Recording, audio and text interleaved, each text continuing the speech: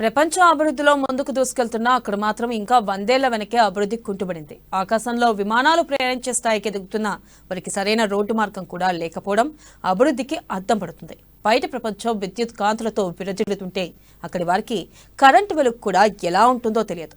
అలా అని వారు ఎక్కడో అభివృద్ధికి దూరంగా లేరు, కానీ వారి జీవితాలు మాత్రం చీకట్లోనే కొట్టుమిట్టాడుతున్నాయి.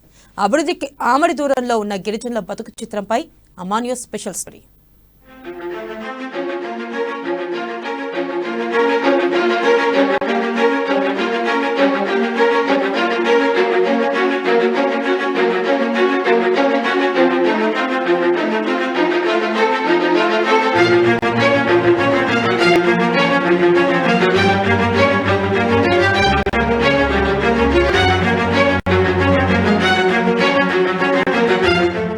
ఇక్కడ మీకు కనిపిస్తున్న వారు గిరిజన బిడ్డలు. స్వచ్ఛమైన మనసు, కల్లా కపటం లేని వ్యక్తులు. అడవిని దేవతగా నమ్ముకుంటూ జీవనం సాగిస్తుంటారు. అయితే ప్రస్తుతం ప్రపంచం అభివృద్ధి పదంలో దూసుకువెళ్తూ ఉన్న వారి జీవితాలు ఇంకా ఎక్కడ వేసిన గొంగలి అక్కడే అన్నట్లు తయారైంది. కానీ సరైన రోడ్డు మార్గం కూడా లేకపోవడంపై గిరిజనులు ఆవేదన వ్యక్తం చేశారు. ఈ ఘటన ఎక్కడో కాదు, తెలంగాణ రాష్ట్రంలోని మహబూబాబాద్ జిల్లా గూడూరు మండల కేంద్రంలోని ఘటన. మండల కేంద్రానికి 13 కిలోమీటర్ల దూరంలోని తిమ్మాపురం మారుమూల గిరిజన అటవీ ప్రాంతం. బాహ్య ప్రపంచానికి దూరంగా బతుకు ఈడుస్తున్న గిరిజన బిడ్డలు.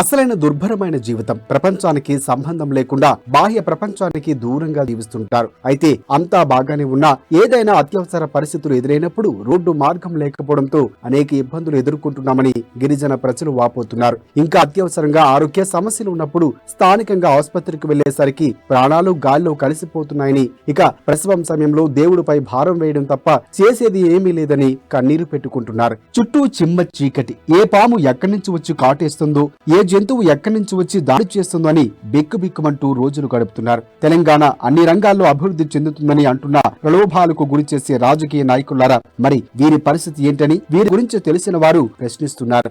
వాళ్ళు ఎప్పటి నుంచో 500 సంవత్సరాల నుంచి అక్కడ బతుకుతున్నారు సార్.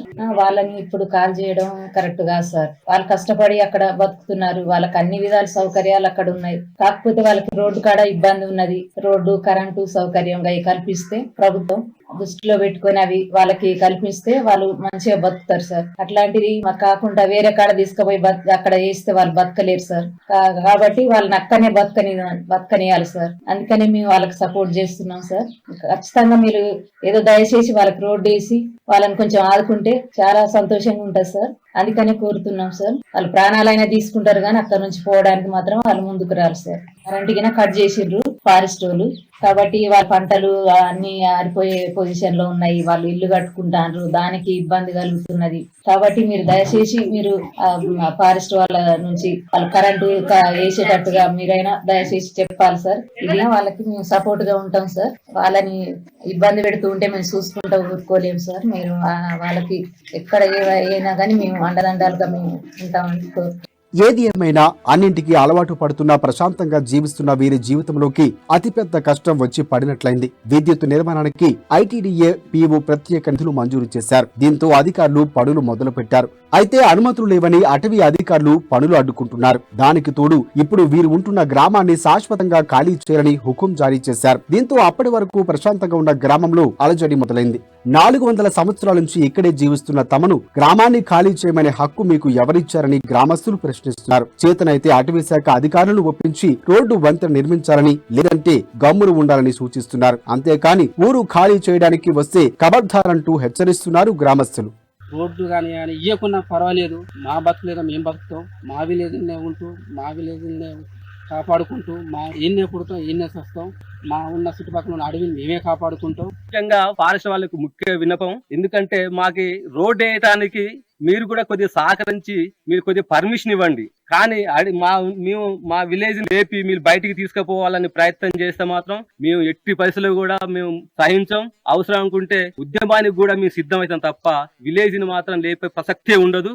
ఎట్టి పరిస్థితుల్లో కూడా పాలకులు కూడా ముఖ్య గమనిక, మాకి రోడ్ వేయండి, మీరు మాకు సహకరించండి. ఎలక్షన్లు అప్పుడు వచ్చి ఓటు వేసుడు కాదు ముఖ్యం, ఓటు వేయించుకోవటానికి కాదు, మీరు మాకు సహాయ సహకారాలు అందించి మాకు రోడ్ వేయండి, మీకు కూడా మేము సహాయ సహకారాలు అందిస్తాం. అంతేగాని మమ్మీని ఆగం చేయడానికి దయచేసి మీరు మమ్మీని ఇబ్బంది పెట్టకండి.